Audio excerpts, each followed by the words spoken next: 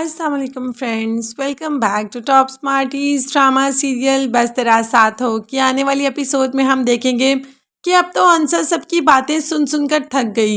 एक तो इन्होंने अंसा के साथ ज्यादती की, उसकी वीडियो फेक बनवाकर लीक की, और दूसरा हर वक्त उसी को बातें सुनाते हैं था कि उसका कोई कसूर भी नहीं किया, जो किया इनके अपने बेटे ने किया और बेटे की बात तो कोई करता भी नहीं। बस हर वक्त अनस और आंसा को कटहरे में खड़े कर देते हैं और उन्हीं पर इल्ज़ाम की बुछार कर देते हैं। अंसा भी ये बात कब तक बर्दाश्त करे, तो बस उसने भी अपनी दोस्त को कह दिया कि अपने डैड से कहो कि बस उस मुजरम को मेरे सामने लाए, अब मैं और बर्दाश्त नहीं कर सकती।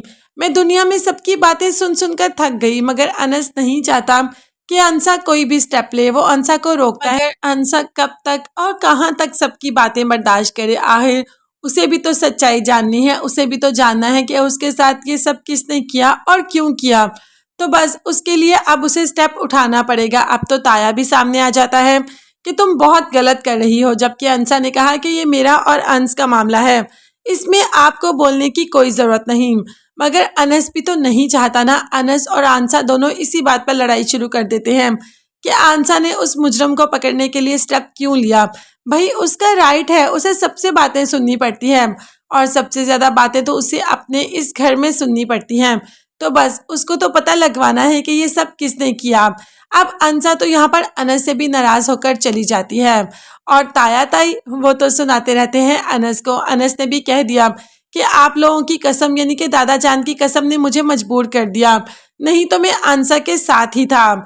और हाँ, जो दूसरों के साथ बुरा करता है उसके साथ कौन सा अच्छा हो जाता है?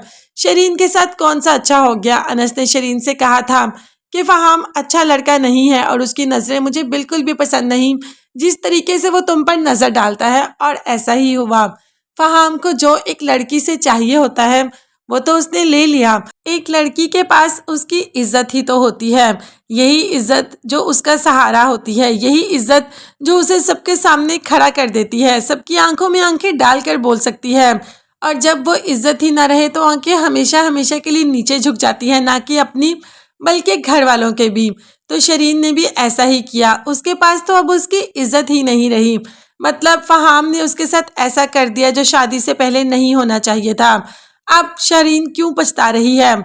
अब घर आते ही उसे एहसास हो रहा है कि उसने बहुत बड़ी गलती कर दी। अभी तो घर वालों को इस गलती का पता ही नहीं चला। जब चलेगा तो देखते हैं अब कौन सा गजब ढाया जाता है। अभी तो अंसा और अनस की इस बात पर लड़ाई हो रही है कि अंसा चाहती है कि वो कोई स्टेप ले और अनस उसे रोकता है, मगर इसी अवस्था में दादा जान की तबीयत भी बहुत खराब हो जाती है, इतनी कि इस बार तो उन्हें संभालना ही मुश्किल हो जाता है।